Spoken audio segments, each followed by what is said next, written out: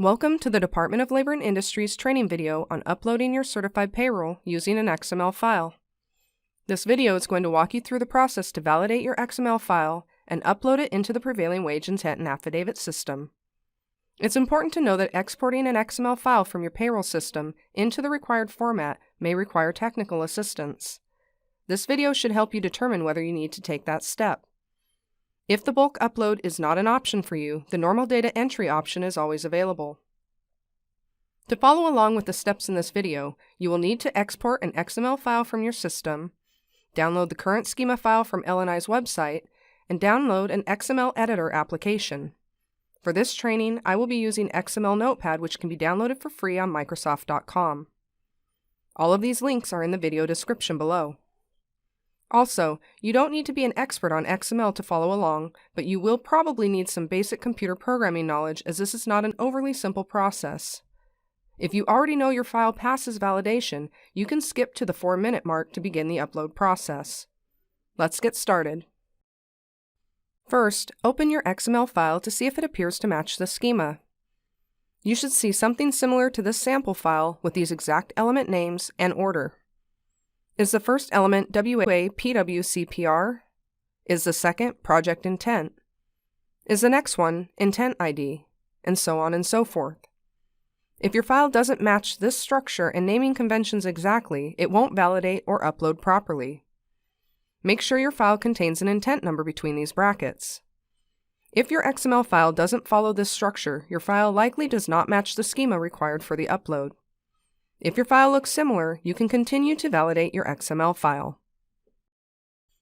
Using XML Notepad, go to View and select Schemas. If this screen isn't empty, you can select Clear from the File menu to remove any schemas that are currently loaded.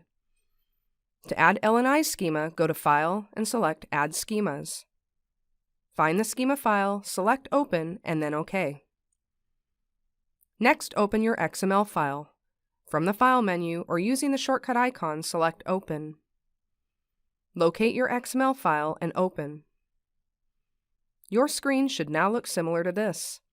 If you expand the Project Intent and Payroll folder icons, you should see the same structure as shown here, along with the intent number over here on the right-hand side.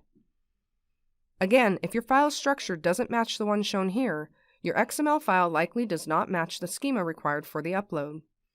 It's okay if there are errors in the error list. We will show you how to fix these shortly. The validation process looks for errors in the element names and their values. For example, intent ID is an element name, and 874440 is the value for that element. This error list is empty, which means that this file should be compatible to upload. However, if you skipped the previous steps to check that the element names matched, you may not see any errors here even though your file is not in the required format.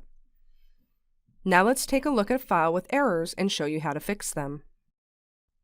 This file contains a few errors in the error list. This list contains the nature of the error and the line number that it is on. If you're using XML Notepad, you can simply double-click the error to go directly to that line item. This error is telling us that the intent ID is invalid. That's because this element requires a number entry only. On the right side of the tree view, you can change this value to an acceptable intent ID. Notice that the error is now removed from the list. The next error indicates that the carpenter value for the trade is invalid. For this element, there are specific codes that must be used. In this case, you can click on the value and it will show a drop-down list of the available options. All the errors from the error list are now cleared. Let's go ahead and save our XML file and log into PWIA to upload. Once logged into PWIA, from the dashboard there are several ways to access the page to upload your report. The easiest way is to select the Submit Payroll and XML File link on the lower left side of the dashboard. If you are interested in other ways of accessing the page to file, you can watch the Getting Started with Filing Online video to see all the options. The first step is to choose your XML file. It's important to note you can upload multiple weeks in one XML file as long as they're for the same project intent ID. Once your XML file is uploaded, the system will begin a 5-step validation process.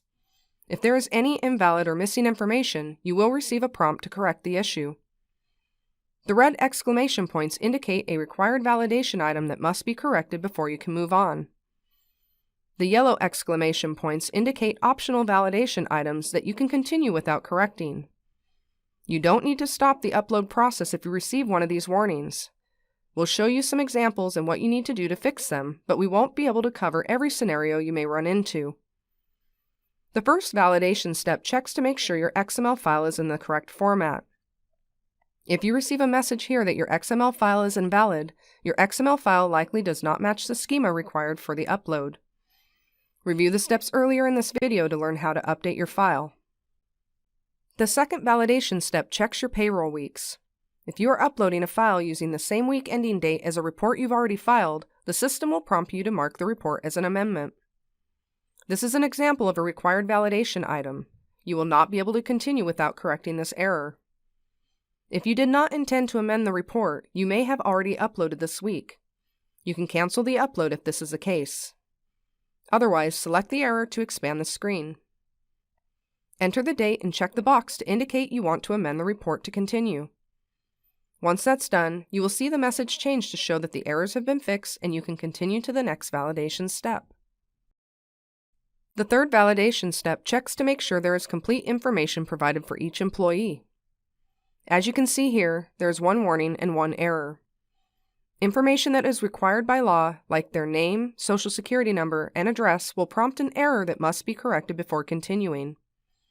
The fields for gender, race, or veteran status may prompt a warning if invalid information is provided. However, if the fields are simply empty, the system will ignore these as they are not required. Once you make the appropriate corrections, the system will prompt you to continue. The fourth validation step checks the trades and job classifications to ensure they are valid for the county selected on your intent. As mentioned before, the trade codes in your XML file must exactly match the codes expected. If apprentices are included, the system also validates their ID to ensure they are an approved apprentice for the trade and occupation provided. Correct the errors to continue. If they are an apprentice, you will complete the trade and rate information on the next step.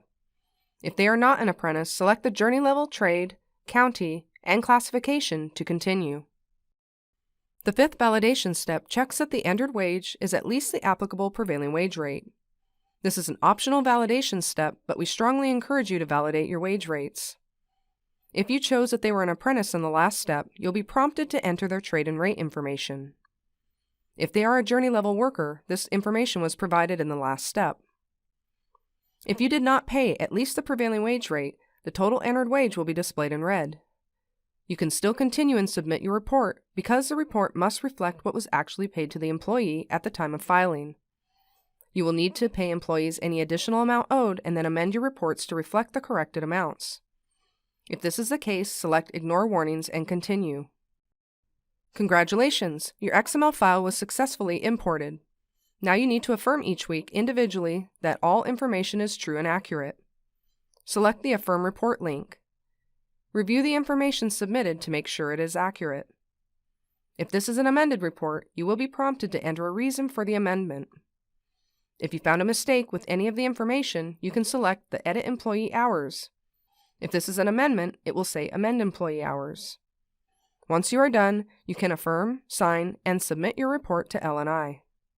Congratulations! You have successfully imported and filed your certified payroll reports using the XML upload process. If you need to view or download your reports, they will be available here, as well as on the View All Certified Payroll Reports page for this project. If you want to save the XML file with the changes you made throughout these steps, you can select Save XML.